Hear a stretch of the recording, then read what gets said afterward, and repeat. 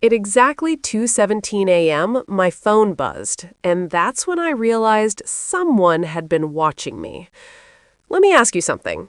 If your phone lit up in the middle of the night, would you check it or ignore it? I wish I had ignored mine. My name is Nadine. I'm 28 and I live alone. Quiet life. Freelance graphic designer. No roommates, no pets, no late night visitors, just me, my laptop, and a routine that rarely changes. That night felt normal. Too normal. I had fallen asleep on the couch while watching some random show. At some point, I dragged myself to bed, locked my door like I always do, and passed out. Then, buzz. My phone vibrated against the wooden nightstand. Loud in the silence. Too loud. I squinted at the screen. Unknown number. At first, I thought, spam. Maybe a wrong number. I almost rolled over and ignored it. But then, it buzzed again. And again. 3 messages in a row. Something about that didn't feel right. So I opened it. The first message had no text, just an image. I tapped it, and my stomach dropped. It was me, sitting on my couch.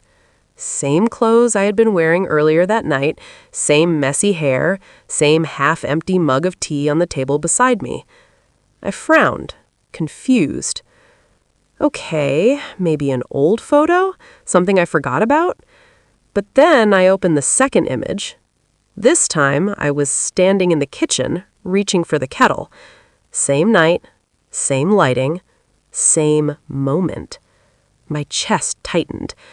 The third image, that's when it stopped being confusion and turned into fear. It was me, asleep, in my bed, taken from the corner of the room. I froze. Every instinct in my body screamed something was wrong. I checked the timestamps. All 3 photos were taken within the last hour. Let that sink in. Someone had taken pictures of me, tonight, inside my apartment, without me knowing. I slowly sat up, my ears straining for any sound. A footstep, a breath, anything. Nothing. Just silence. I grabbed my phone tighter and slipped out of bed. Every step felt heavy, like the air itself was warning me not to move. I checked the front door. Locked. Windows. Locked. Bathroom. Empty. Kitchen. Nothing. Everything looked normal. Too normal. So how? How did someone get those photos? Or worse, were they still here? I turned back toward my bedroom, my heart pounding harder with every step. That's when my phone buzzed again. I looked down slowly. Another message.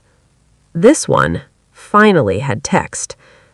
You didn't check the closet. Before we continue with this video, please like, subscribe, and turn on the notification bell for updates. You didn't check the closet. Tell me honestly, would you open it? Because in that moment, I didn't want to. Every instinct in my body told me to run, to leave, to pretend I never saw that message.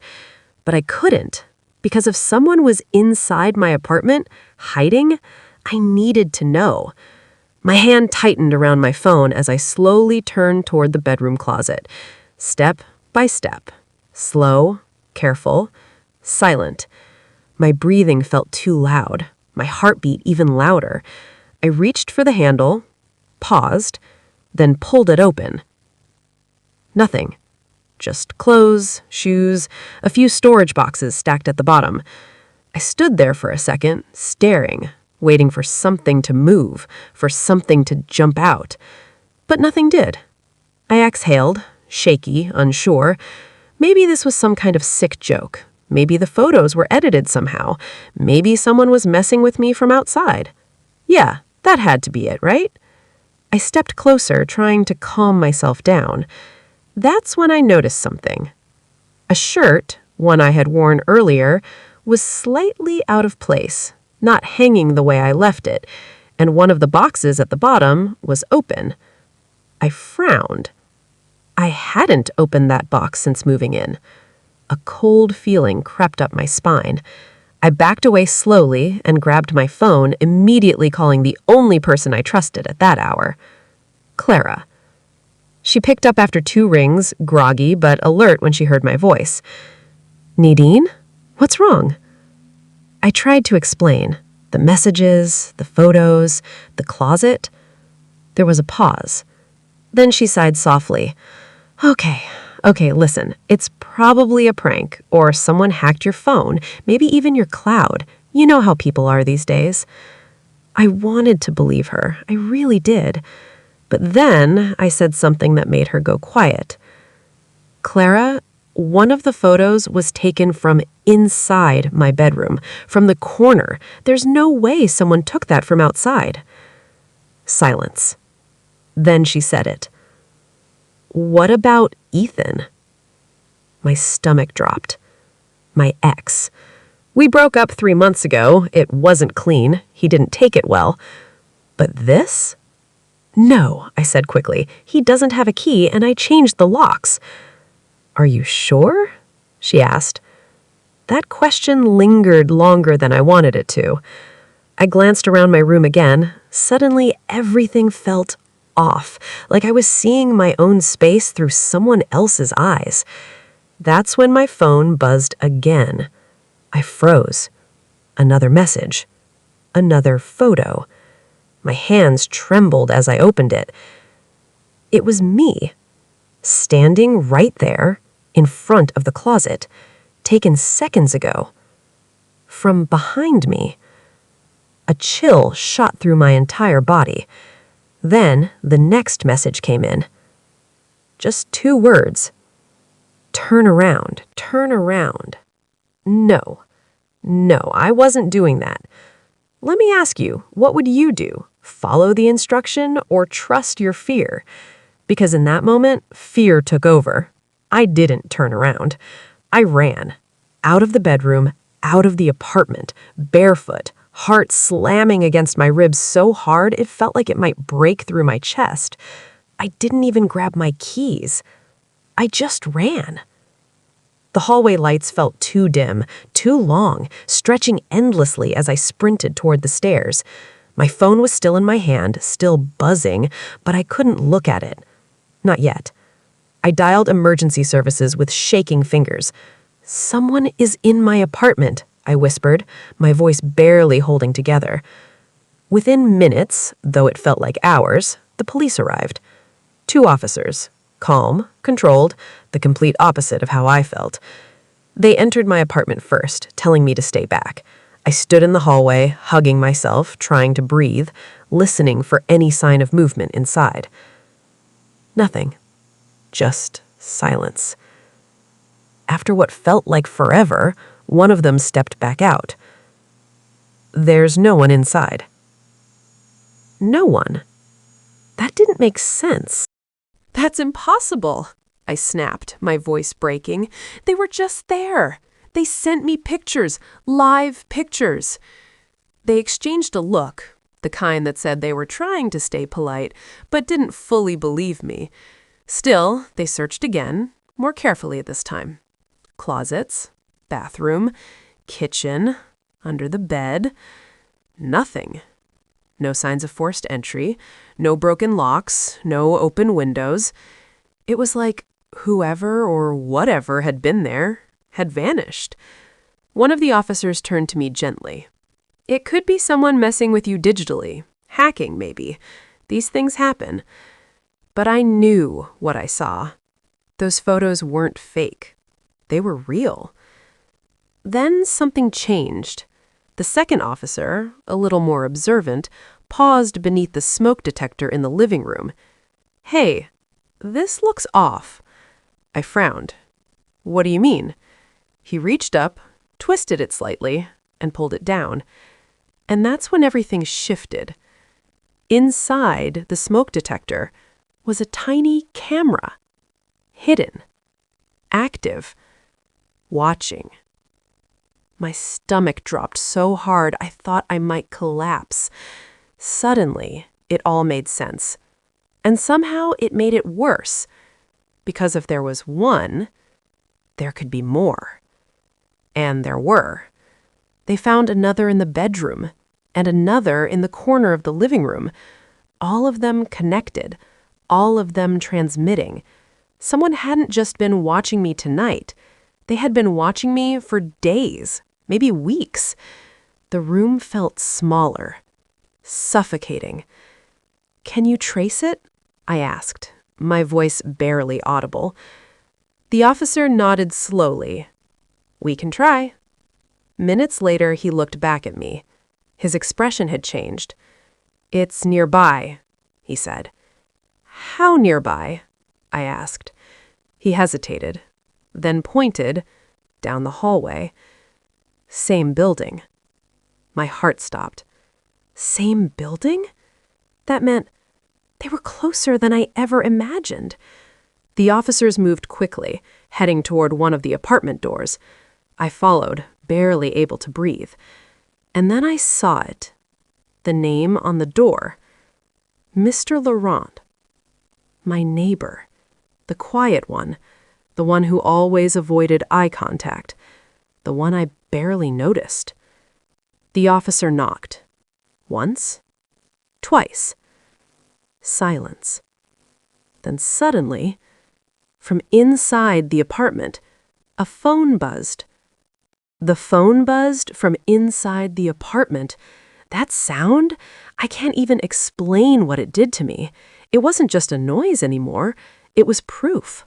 Proof that whoever had been watching me was right there, on the other side of that door. My whole body went cold. The officers didn't hesitate after that. One stepped back, radioed something quickly, and then, bam! The door was forced open. And everything inside Mr. Laurent's apartment changed the story I thought I understood. Because it wasn't just a normal apartment, it was a control room. Monitors covered one entire wall. Live feeds. My living room, my bedroom, my kitchen. Every angle of my life displayed like I was part of some private broadcast. My knees almost gave out.